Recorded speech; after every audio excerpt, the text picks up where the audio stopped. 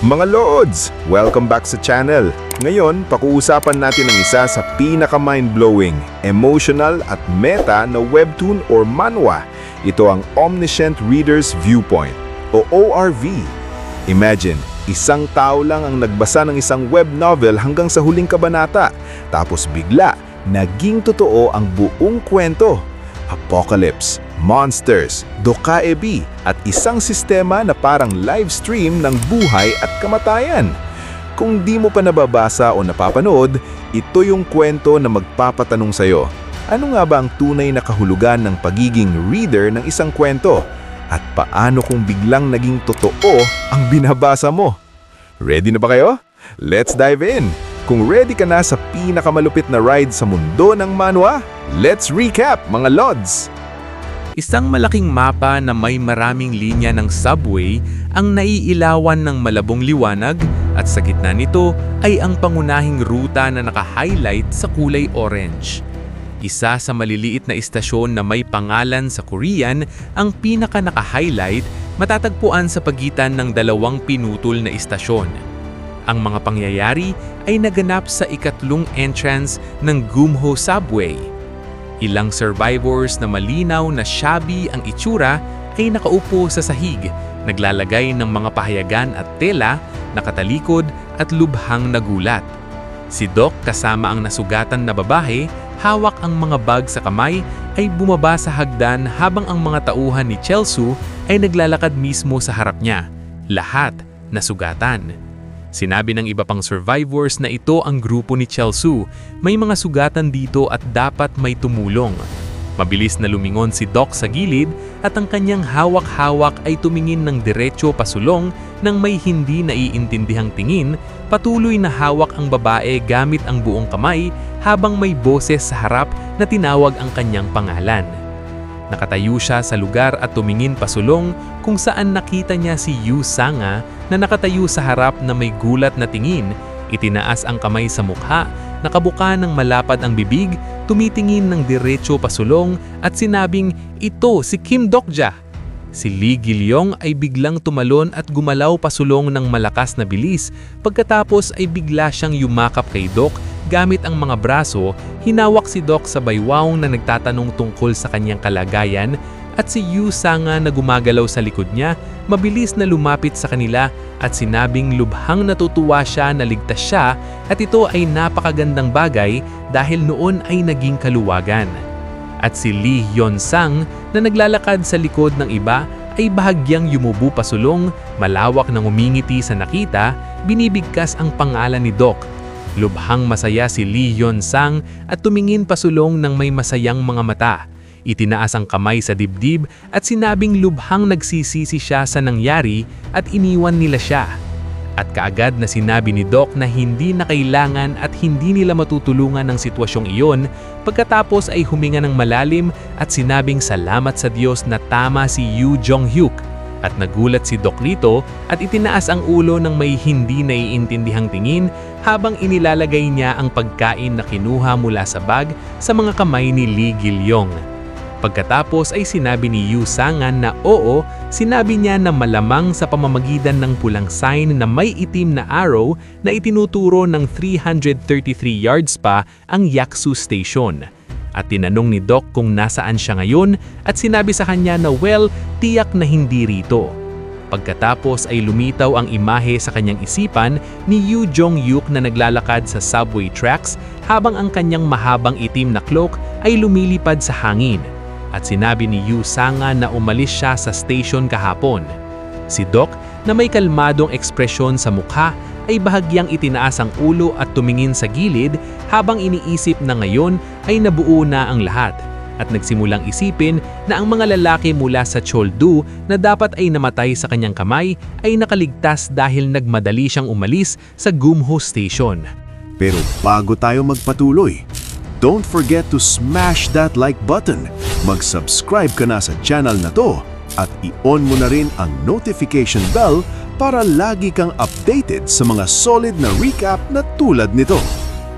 Nakatayo sina Dokcha at Yu Sang-a sa kanilang mga lugar at tuminging pasulong kung saan dumaan ang grupo ni Chelsea sa iba pang survivors na natatakot Tinatakot ang lahat sa kanilang dinadaanan at lahat ay nasugatan at naisip ni Doc Cha na si Yu Jong-yuk ay isang regression at siya ay nabubuhay sa parehong buhay sa kasalukuyang ikatlong circle ng regression, ipinanganak sa lahat ng lamon ng mga halimaw. Patuloy na nag-iisip si Doc Cha na napilitan siyang umalis at hindi tumingin pabalik upang maabot ang kanyang layunin pagkatapos ay itinuro ang seryosong tingin pasulong, bahagyang binuksan ang bibig at sinabing siya pa rin ang dumating upang magsagawa ng radical purge at maging gaon man ay nagmamadali siya. At lubhang nagulat ang iba sa sinabi ni Doc Cha pero kaagad na sinabi ni Doc Cha sa kanila na wala iyon at nakikipag-usap lang siya sa sarili at ugali lang iyon. Nang lumitaw ang system notification window na nagpapaalam na nagustuhan ng Constellation na secretive plotter ang kanyang monologue. Pagkatapos ay sinabi ni Doc Cha na kung ganito ang pag-iisip ay may kulang at patuloy na nakatayo si Yu Sang-a sa parehong lugar, itinaas ang kamay sa mukha at sinabing ang head ng department sa sandaling iyon nang bigla silang makagambala sa kanya at sinabing dapat maghiwalay ang lahat. Ilang lalaki ang mabilis na tumakbo pasulong, nagpapalit-palit ng paa at tumigil sa lugar habang hawak ang mga sandata ng diretso sa harap nila.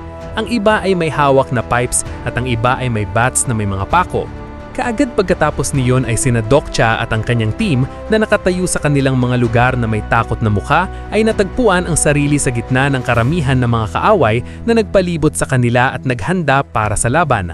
Lubhang natakot si Yu Sang-a sa nangyayari sa paligid niya at si Doc Cha na nakatayo sa parehong lugar ay lumingon ng may kumpiyansa sa gilid kung saan nakatayo si Han at may malinaw na hindi nasisiyahang tingin. Nakabuka ang mga paa, hawak ang metal bat sa isang kamay at ang isa ay itinuturo ang daliri pasulong at nakabuka ng malapad ang bibig ay sumigaw na siya iyon. Pagkatapos ay naalala ni Doc Cha ang mga pangyayari ilang araw na ang nakalipas nang hawakan niya si Yu Sang-a, itinapon sa balikat at tumakbo palayo sa kanila ng malakas na bilis, nakabuka ng malapad ang bibig. Nakatayo sina Doc Cha kasama ang kanyang mga kaibigan at lahat ay hindi nasisiyahan sa nangyayari habang patuloy na sinasabi ni Han na dapat itaboy ang lalaking iyon, masama at marumi siyang tao at hindi siya dapat narito. Pagkatapos ay biglang lumitaw ang isang kamay sa kanyang balikat at bahagyang tumawa at lumingon rito at sinabing dapat magkasundo ang mga survivors at hindi dapat sabihin ng ganitong bagay. Patuloy na nakatayo si Han sa tarehong lugar. Hawak ang metal pipe gamit ang dalawang kamay at may malinaw na takot at hindi nasisihang tingin ay lumingon sa gilid kung saan nakatayo ang isang binatang naka-black turtleneck at patuloy na hawak ang isang kamay sa kanyang balikat at ang isa ay naka-palm up, nangingisi ng malisyoso at sinabing natutuwa siyang makilala siya at naniniwala na bago siya rito, dumating na yung araw at gusto niyang malaman ang pangalan niya. Pagkatapos ay ngumiti ng sarkastiko, pinakitang mga mata at tumingin pasulong ng may arrogant na tingin na sinasabing ang pangalan niya ay Chen In-ho at kaagad na naisip ni Doc Cha ang kanyang pangalan. Pero bago tayo magpatuloy, don't forget to smash that like button. Mag-subscribe ka na sa channel na to at i-on mo na rin ang notification bell para lagi kang updated sa mga solid na recap na tulad nito. Sa parehong sandali ay nagkamayan silang dalawa at si Doc na patuloy na nakatayo sa lugar ay naisip na may narinig na siya sa pangalang iyon. At sinabing ang pangalan niya ay Kim Doc Cha. At nagsimulang mag-isip na ang lalaking ito ay may sponsor. At malamang siya rin ang leader ng lugar na ito. Pagkatapos ay patuloy na nag-isip si Doc na mukhang nasa ilalim din ng proteksyon niya ang Chengdu. Halos kalahati ng grupo nila ang kanyang pinilayan. At ngayon ay malamang hindi na siya basta palalayain ng mga lalaking ito. At bigla ang kanyang boses ay nagambala sa iniisip ni Doc. At sinabing ang mga taong sumama sa kanya ay nagkwento ng isang kwento. At kaagad na pinisil ni Doc ng malakas ang iron stick na dala niya gamit ang kamay. Pagkatapos ay idinagdag na nakipaglaban siya sa mga halimaw para iligtas sila. At si Doc na lubos na hindi naiintindihan ang nangyayari ay patuloy na nakatayo sa parehong lugar. Inabot ang kamay pasulong at may mukhang puno ng gulat ay itinuro ang tingin pasulong na parang nagyelo sa isang posisyon. Patuloy na nakatayo si Doc sa parehong lugar na hindi naiintindihan ang nangyayari. na may nakaabot na kamay kung saan nakalagay ang mga package at tumingin pasulong habang si Cheon Inho na nakatayo mismo sa harap niya sa tabi ng iba pang survivors sa subway na ito ay binuka ng malapad ang mga braso sa magkabilang gilid at lumilingon sa gilid habang ngumingiti ng malapad ay sinabing dapat lumapit sa kanya ang lahat. At may bagong matapang na miyembro ng grupo na nagdala ng pagkain para tulungan ang lahat na makaligtas. At sinabi ng iba pang survivors na totoo ngang may makakain siya. Bahagyang iniyuko ni Inho ang ulo sa gilid. Ngumiti ng sarcastic at tumingin ng diretso pasulong habang sinasabi ng lahat ng survivors sa paligid na may pagkain siya. Pagkatapos ay binuka ng malapad ang mga braso sa magkabilang gilid, ipinikit ang mga mata habang may ngiti sa mukha at sinabing maligayang pagdating kay Kim Dokja sa Gimho Station. Lubhang hindi nasisiyahan si Dok sa nangyayari at kinuyom ng malakas ang kamao habang patuloy na ngumingiti at tumitingin pasulong habang iniisip na masamang tao talaga ito at ito ang nasa isip nito. At nag-broadcast ang notification system na ang constellation na secretive platter ay nabagabag. Malayo sa lahat ay may makina na may switch na walang laman na ang istante at nabasag na salamin. At sinabi ni Lee Hyun-song na 86 katao ngayon sa istasyon at kung isasama siya ay 87 na lahat. Nakatayo si Doc sa gitna ng metro station ng isang kamay ay nakapatong sa baywang habang hawak ang kamay ni Lee Gilyong at sinabing mas kaunti ito kaysa sa inaasahan niya. At si Lee Hyun-song na nakatayo mismo sa harap niya ay binuka ang braso sa magkabilang gilid at sinabing noong nangyari ang mga pagsabog ay ang mga taong malapit sa istasyon lang at mga nasa tren ang nakaligtas. Pagkatapos ay ibinaba ang ulo ng malinaw na tumingin pasulong ng may malungkot na tingin at bahagyang nakabuka ang bibig at sinabing hindi sila nag-uusap dito pero malamang lahat ay dumaan sa isang senaryo. At naisip ni Doc na may natapakan silang buhay ng iba para makaligtas. Pagkatapos ay lumingon sa iba pang tao at naisip ni Doc na lahat ng tao rito ay mga killer. Habang nakaupo mismo sa harap nila ang isang babae na pinapakalma ang kanyang anak. At si Lee Hyun-song ay bahagyan inilipat ang kamay sa gilid. At sinabing ngayon ay nahahati ang istasyon sa main group at alienation. Sa main group ay si Han na naglalakad pasulong ng may mayabang na sinasabing dapat pagkatiwalaan siya at nagtatrabahong mahusay ang leader at malapit na silang mailabas sa gulo na ito. At ang lalaking naglalakad sa likod niya na may hawak na bat sa kamay ay malawak na ngumingiti at sinabing inaasahan iyon mula sa iginagalang na junior member ng Hankiang Group, habang ang iba pang 7 survivors ay aloof sa grupo. Pero bago tayo magpatuloy, don't forget to smash that like button. Mag-subscribe ka na sa channel na to at i-on mo na rin ang notification bell para lagi kang updated sa mga solid na recap na tulad nito. Yumakap ang babae sa maliit na bata at sinabing maging matyaga siya at malapit ang dumating ang mga tagapagligtas. At sinabi ng bata sa ina na gusto niyang kumain. At sinabi ng mga lalaking nakatayo sa malapit na okay lang. At bago pa manalam ay kikilos na ang gobyerno. Pagkatapos ng lahat na nakita ay naisip ni Doc na kahit 100 killers ang pagsamahin ay mahahati pa rin sa malakas at mahina. Pero lahat rito ay naniniwala na wala ng ibang paraan para sa kanila. Patuloy na hinawakan ni Chen Inho ang balikat ni Han at sila ay magkasamang ngumingiti na sinasabing tama siya sa pag-abot sa mga kaibigan at hindi dapat mawala ang pag-asa. At si Doc na nakatayo sa gilid ay patuloy na nakikipag-usap sa kanyang mga kaibigan habang sinasabing makakaalis sila rito. Sa paningin ng lahat, ay may urn na puno ng food waste at sinabi ni Lee Hyun-sang na ang pamamahagi ng pagkain ay ginagawa ng main group. Kaya nagtalaga sila ng mga taong ipinadala sa ibabaw para kumuha nito. Pagkatapos ay patuloy na sinabi na ang isa na katulad nila na napadpad rito ay kasama rin nila. Pero lubhang nagulat si Doc at si Yu Sang-a na nakaupo sa tabi ng pagod na babae ay bahagyang yumingon sa gilid habang hawak ang basang tela sa kamay at sinabing iyon ang pangalan ng babaeng kanyang iniligtas. Nakaipikit ang mga mata nito at lubhang pagod mula sa nangyari habang tumutulo ang pawis sa muka at patuloy na sinabi ni Yu Sang-a na sa totoo lang, bukod sa kanya ay ilang tao pa ang umalis pero ang mga miyembro lang ng Alien Nation Group ang hindi bumalik. Nakatayo si Doc sa parehong lugar na may mga kamay sa baywang at may kumpiyansi na tingin ay sinabing mukhang tumanggi si Lee Hyun-sang na lumipat sa kabilang panig, bagamat malamang inaalok siya. Gayunpaman, naintindihan niya kung bakit. At si Lee Hyun-sang na nakatayo mismo sa harap niya ay lubhang nagulat sa narinig at may blankong muka ay sinabing, "Oo, ganun nga."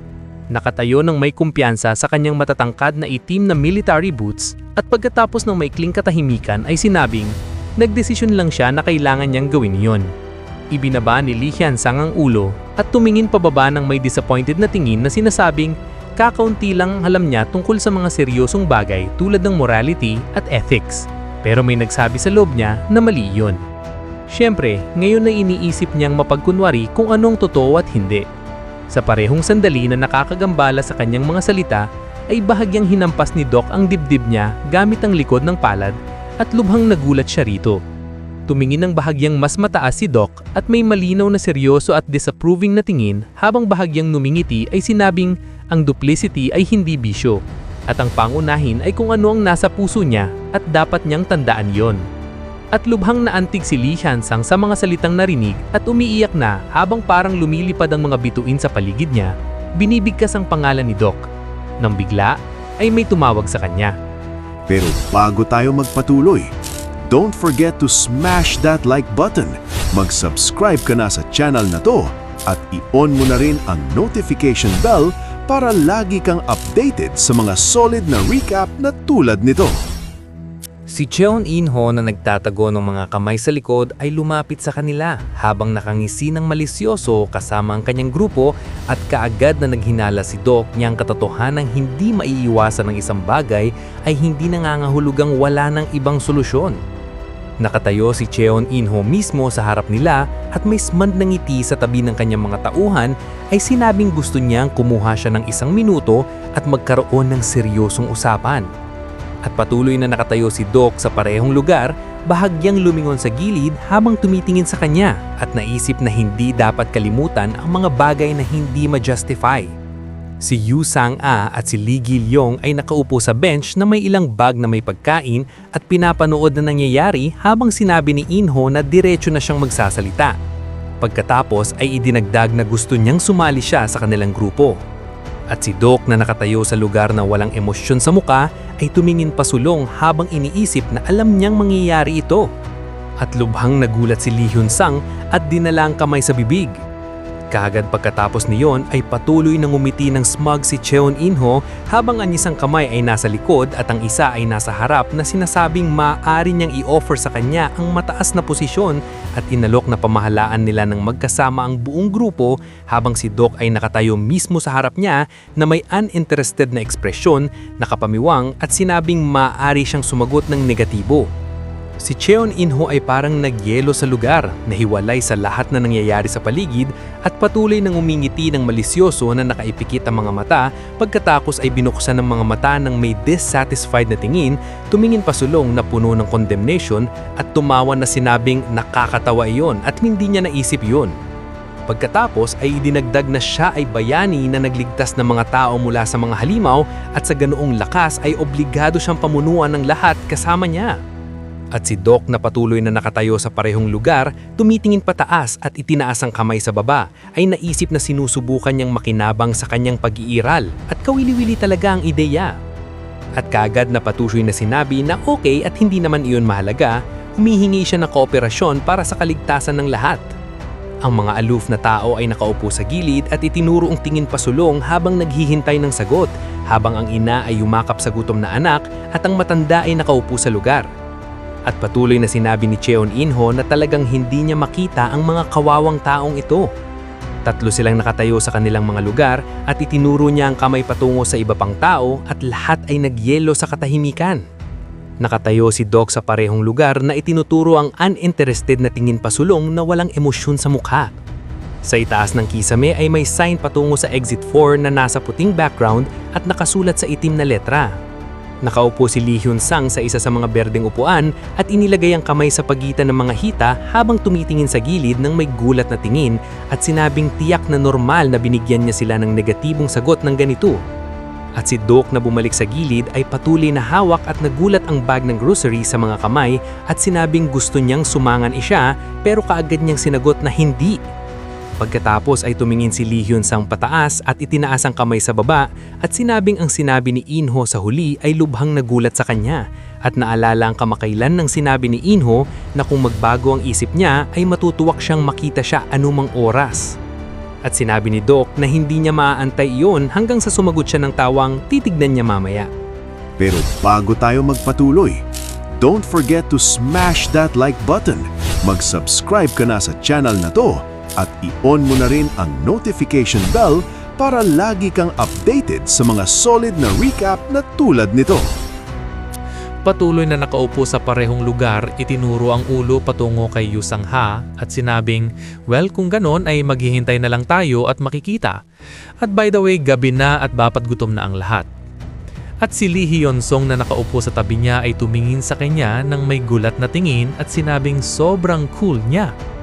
Ang bag na dala ni Dokja ay naglalaman ng napakaraming iba't ibang pagkain at sinabi niya na maaari silang mag-shift at nagulat ang iba na talagang posibleng gawin iyon. Bigla ay may mga boses mula sa gilid na tumawag sa kanya at lumapit ang mga tao kay Dokja at sa kanyang mga kasama. Ilang tao ang nakatayo mismo sa harap niya na may malinaw na hindi nasisiyahang tingin at tumingin pasulong na nagpapahayag ng galit at puot. Pagkatapos ay isa sa kanila na itinuturo ang daliri pasulong ay nagsimulang sumigaw ng galit na talagang nagdesisyon siyang angkinin ng pagkain para sa sarili. At ang babaeng nakatayo sa tabi niya na nakabuka ng malapad ang bibig ng may hindi kasiyahan ay sinabing kulang ang pagkain ng mga tao at balak niyang kainin lahat at mabuhay mag-isa. Si Doc kasama si Lee Gi-leong ay mahigpit na hinawakan ng grocery bag sa mga kamay habang ang mga hindi nasisiyahang survivors ay nakatayo mismo sa harap niya at sinabi na dumating siya para iligtas ang lahat at hindi lang para sa kanila at dapat ipagkatiwala niya ang mga supply kay Chon In-ho at tapat na kunin ang kanyang share. Natakot at nagulat si Dokja sa nangyayari habang naririnig ang malalakas na sigaw ng hindi kasiyahan sa paligid niya at tumingin pasulong ng may gulat na tingin. At naisip ni Dokja na ang tunay na mapanganib na tao sa nawasak na mundo. Sa pamamagitan ng mga siluwet ng mga tao ay nakita niya si Chon In-ho na nakatayo sa likod nila. Patuloy silang sumisigaw ng mas malakas at nagpapahayag ng hindi kasiyahan habang patuloy na nag-iisip si Dokja na ang mga baliw na katulad ni Chel-su ay hindi pinapahirapan ng kapalaran. Patuloy na nasa lugar si Dokja na mahigpit na hinahawakan ng pagkain sa mga kamay at tumingin ng direkta pasulong ng may malinaw na hindi nasisiyahang tingin habang kinakagat ang ngipin habang iniisip si Chon In-ho. Pagkatapos ay ang system notification window na parang lumitaw mula sa wala ay nagpapaalam na nasa zone 2 ng main scenario at kailangang hanapin. Kung nagustuhan mo ang mga video na ito ka-T-Recap, don't forget to leave a like and subscribe at i-hit mo na rin ang notification bell para updated ka sa mga bago pa natin mga video. Salamat at maasim na araw!